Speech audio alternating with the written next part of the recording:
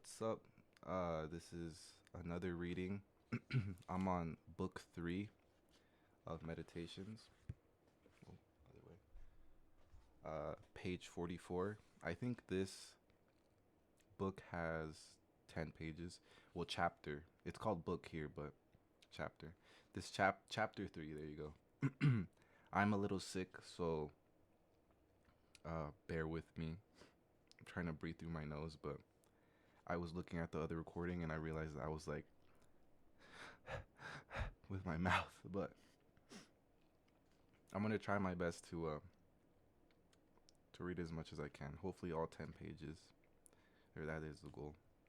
But I'm gonna start. We ought to consider not only that our life is daily wasting away and a smaller part of it is left, but another thing also must be taken into the account, that if a man should live longer, it is quite uncertain whether the understanding will still continue sufficient for the comprehension of things, and retain the power of contemplation which thrives to acquire the knowledge of the divine and the human. For if he shall begin to fall into dotage, perspiration, and nutrition, and imagination and appetite, and whatever else there is of the kind, will not fail, but the power of making use of ourselves, and filling up the measure of our duty, and clearly separating all appearances, and considering whether a man should now depart from life, and whatever else of the kind absolutely requires a disciplined reason. All this is already extinguished. We must take haste then, not only because we are daily near to death, but also because the conception of things and the understanding of them cease first. Before I continue, I'm going to try to get one passage that I understand, and try to explain it in my own words. Favorite thing that was said in the book of this chapter. We ought to observe also that even the things which follow after the things which are produced according to nature contain something pleasing and attractive.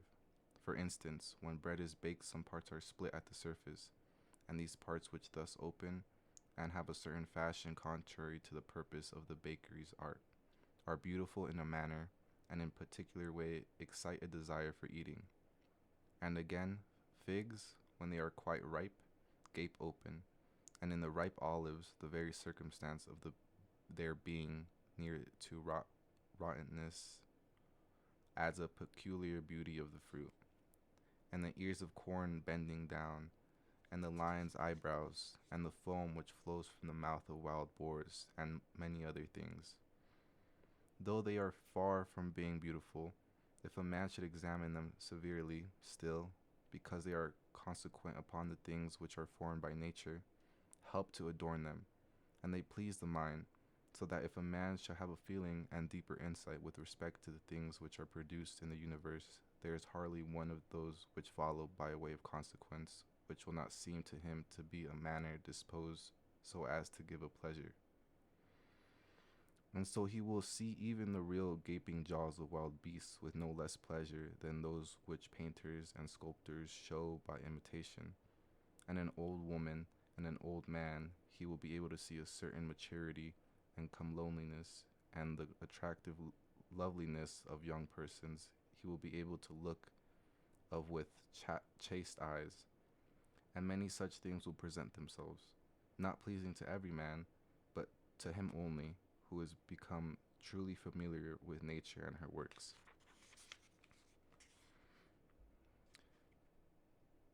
Hippocrates, after curing many diseases himself, fell sick and died.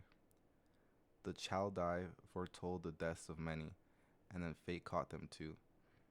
Alexander and Pompeius and Caesar, after so often completely destroying whole cities, and in the battle cutting to pieces many 10,000s of cavalry and infantry, themselves too at last departed from life. Heraclitus, after so many speculations on the conflagration of the universe, was filled with water internally and died smeared all over with mud. And lice destroyed Democritus, and other light-skilled Socrates. What means all this? Though haste embarked, though haste made the voyage, though art come to shore, get out. If indeed to another life there is no wants of gods, not even there. But if to state without sensation, thou wilt cease to be held by pains and pleasures, and to be the slave to the vessel, which is as such much inferior as that which serves it superior. For the one is intelligence and deity, the other is earth and corruption. That's interesting. I think like a sign of bad comings almost. It feels like um, that maybe sometimes some things aren't worth it and will do more harm than good. And if you stay and try to, out of greed or out of temptation or whatever it may be, like I said, it might not be the right thing, and you get less than what you were expecting. Interesting word for thought. Do not waste the remainder of thy life in thoughts about others, when thou dost not refer thy thoughts to come object of common utility, for thou lowest the opportunity of doing something else when thou haste such thoughts as these. What is such a person doing, and why, and what is he saying, and what is he thinking of, and what is he contriving, and whatever else the kind makes us wander away from the observation of our own ruling power. We ought to then check in the series of our thoughts everything that is purposed and useless, but most of all the over-curious feeling and the malignant, and a man should use himself to think of those things only about which of one should suddenly ask, what hast thou now in thy thoughts?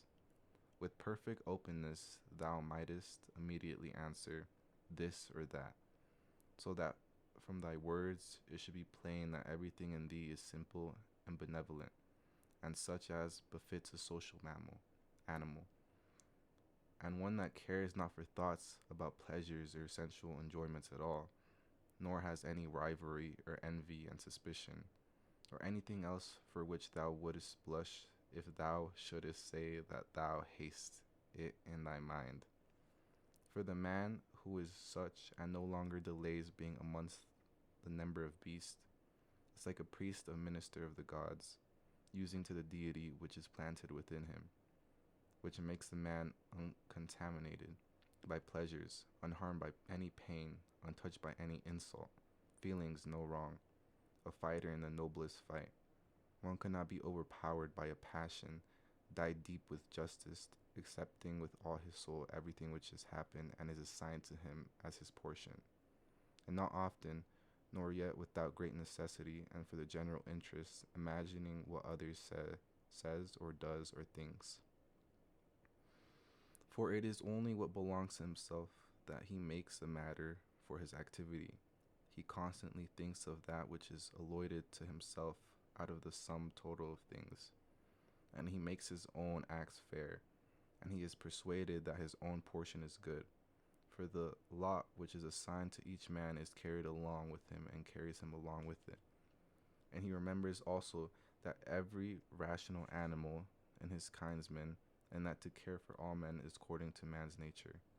And a man should hold on to the opinion not of all, but of those who confessedly live according to nature.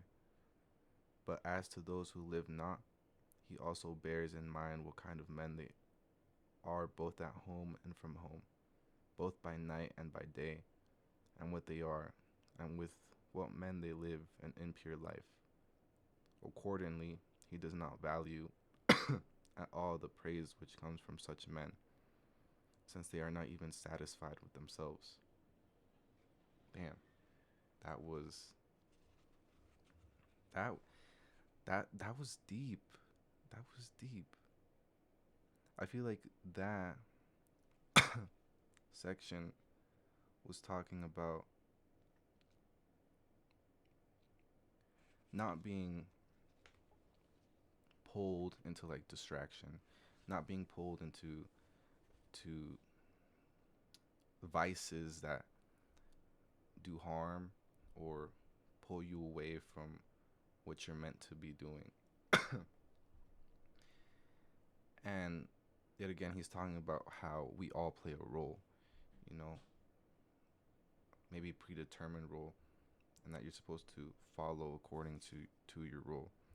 And I kind of, for me, I challenge that sense because it's like, sure, you could be born in a certain environment and you have this role, right? But I like there's so many testimonies, so many stories of people making it out of their current situation. Obviously, not everyone does it, but the fact that there are people that have done it is proof in itself that you don't have to belong to a role. If you really want to get out of it, then you will take action to get out of it. But the main idea for that one was probably the fact that um, who are you when no one's watching, and what do you stick with, and how do you carry yourself? Like, is it in a way that's unhealthy or healthy? That's the best way I could kind of describe that section. But next, and my apologies for the coughs again. Labor not unwillingly, nor without regard to the common interests, nor without due consideration, nor with distraction, nor let studied ornament set off thy thoughts, and not to and be not either a man of many words or busy about too many things. And further, let the deity which is in thee be the guardian of living being, mainly and of ripe age, and engaged in matter politically, and a Roman and a ruler who has taken his post like a man waiting for the signal which summoned him from life, and ready to go, having need neither of oath nor of man's testimony. Be cheerful also, and seek not external help, nor the tranquility which others. A man then must stand erect, not to be kept erect by others. I feel like I always say that. I think this is talking about being true to yourself, being true to yourself, and sticking to your inner beliefs, sticking to your inner truth. Um, Hold them strongly, and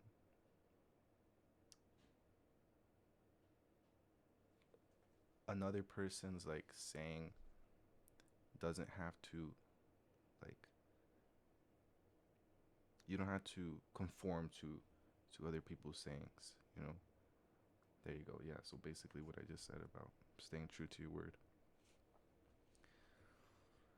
If thou findest in human life anything better than justice, truth, temperance, fortitude, and in a world ugh, and in a word anything better than thy own mind, self-satisfaction, and things which it enables thee to do according to the right reason, and in the condition that is assigned to thee without thy own choice.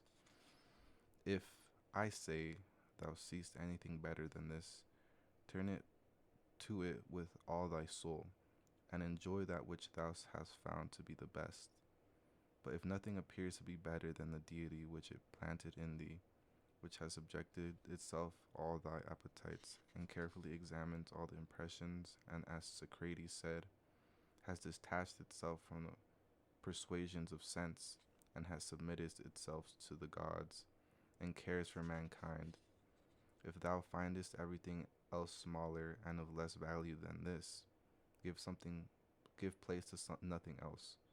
For if thou dost once diverge and incline to it, thou wilt no longer without distraction be able to give the preference to that good thing which is thy proper possession of thy own. For it is not right that anything of any kind, such as praise from the many, or power, or enjoyment of pleasure, should come into competition with that which is rational and political and or particularly good. All these things, even they may seem to adapt themselves to the better things in a small degree, attain the superiority all at once and carry us away. But do thou, I say, simple and freely choose the better and hold to it. But that which is useful is the better. Well then, if it is useful to thee as rational being, keep to it. But if it is only useful to thee as animal, say so, and maintain thy judgment without arrogance.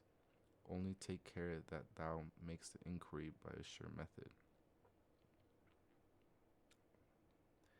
Never value anything as profitable to thyself, which shall compel thee to break thy promise, to lose thy self-respect, to hate any man, to suspect, to curse, to act a hypocrite, to desire anything which needs walls and curtains, for he who has preferred to everything intelligence and daemon, and the worship of its excellence, acts no tragic part, does not groan, will not need either solitude or much company. And what is chief of all, he will live without either pursuing or flying from death, but whether for a longer or shorter time, he shall have the soul enclosed in the body. He cares not at all, for even if he must depart immediately, he will go as readily as he were going to do anything else which can be done with decency and order, taking care of this only all through life, that his thoughts turn not away from anything which belongs to the intelligent animal and member of a civil community. In the mind of who is chastened and purified, thou wilt find no corrupt matter, nor impurity, nor any sore skinned over, nor is his life incomplete when fate overtakes him, as one may say of an actor who leaves the stage before ending and finishing the play. Besides, there is in him nothing servile, nor affected, nor too closely bound to other things, nor yet detached from other things, nothing worthy of blame, nothing seeks a hidden place. Reverence the faculty which produces opinion. On this faculty it entirely depends whether there shall exist in thy ruling part any opinion inconsistent with nature and the constitution of the rational animal. And this faculty promises freedom from haste judgment and friendship towards men and obedience to the gods. Sorry, my hair is drying up. Throwing away then all things, hold to these only which are few, and besides bear in mind that every man lives only this present time, which is an indivisible point, and that all of the rest of his life is either past or is uncertain.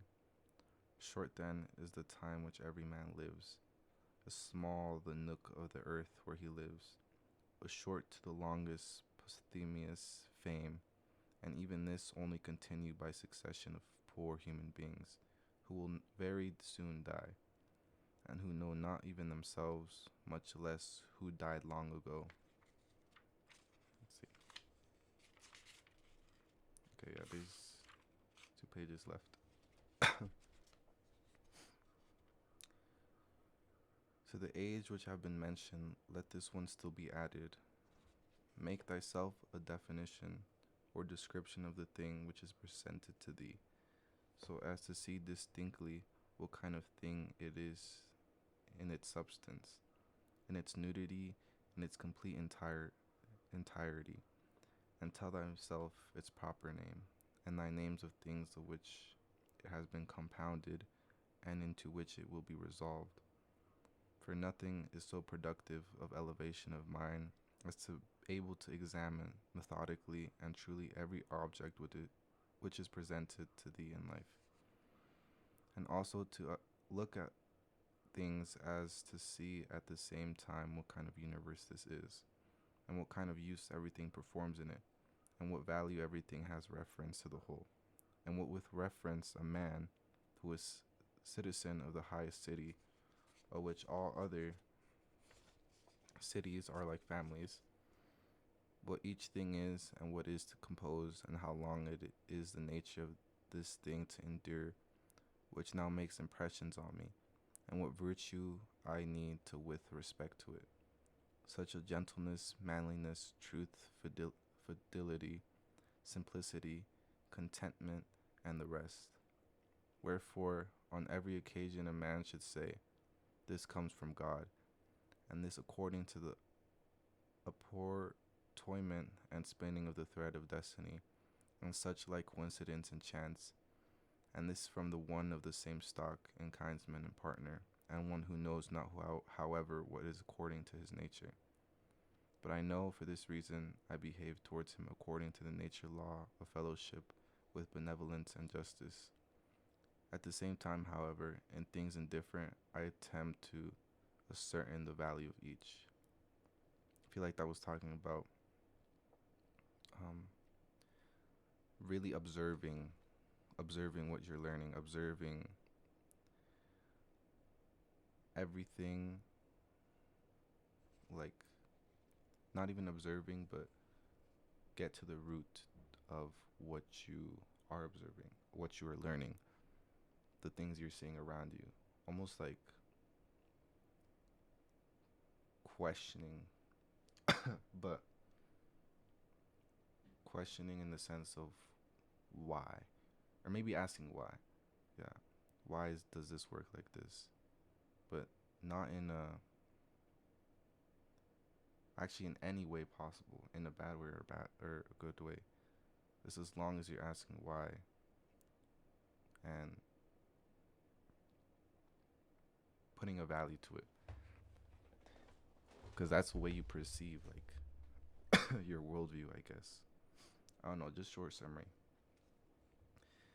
Definitely got to when I'm done recording, I'm gonna make a deep um, writing for each one, or just more in detail. If thou workest at that which before thee, following right reason seriously, vigorously, calmly, without allowing anything else to distract thee, but keeping thy divine part pure, as if thou should be bound to give it back immediately.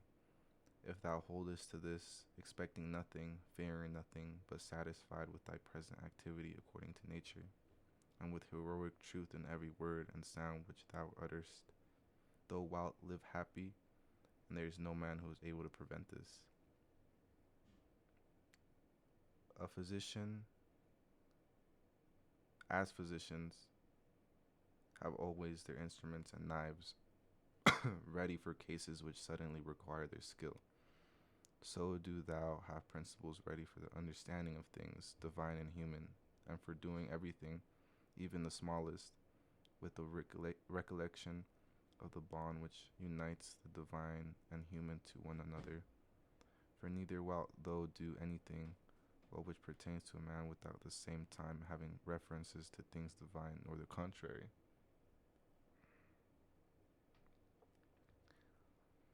No longer wander at hazard, for neither wilt thou read thy own memories, nor the acts of ancient Romans and Hellenists, and the selections from books which thou wast reserving for thy old age. Hasten to the end which thou hast before thee, and throwing away idols, hopes, come to thy own aid, if thou carest at all for themselves, while it is in thy power. Okay, these are like very short now. They know not how many things are signified by the word stealing, sowing, buying, keeping quiet, seeing what ought to be done, for this is not affected by the eyes, but by another kind of vision.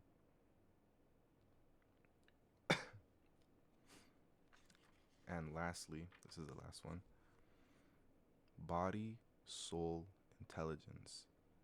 To the body belong sensations, to the soul appetites, to the intelligence principles. To receive the impressions of forms by means of appearances belongs even to animals. To be pulled by the strings of desire belongs both wild beasts and to men who have made themselves into women, and to the perilous and Nero, and to have the intelligence that guides to things which appear suitable belongs also to those who do not believe in the gods, and who betray their country and do their impure deeds when they have shut the doors. If then everything else is common to all that I have mentioned, there remains that which is peculiar to the good man, to be pleased and content with what happens, and with the thread which is spun for himself, not to defile the divinity which is planted in his breast, nor disturb it by a crowd of images, but to preserve it tranquil, following it obediently as a god, neither saying anything contrary to the truth, nor doing anything contrary to justice. And if all men refuse to believe that he lives a simple, modest, and contented life, he is either angry with any of them, he is neither angry with any of them, nor does he deviate from the way which leads to the end of life, to which a man ought to come pure, tranquil, ready to depart, without any compulsions, perfectly reconciled by his lot. I think that last one was just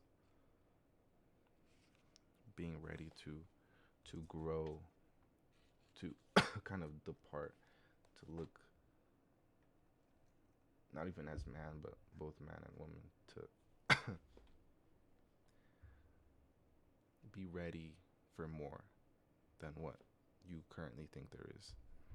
But that was book 3, and then next time I'll probably read book 4. But that was all of book 3. Yeah. If someone's reading Meditations and they followed along, let me know. If you haven't read Meditations and you were just listening along, let me know what you think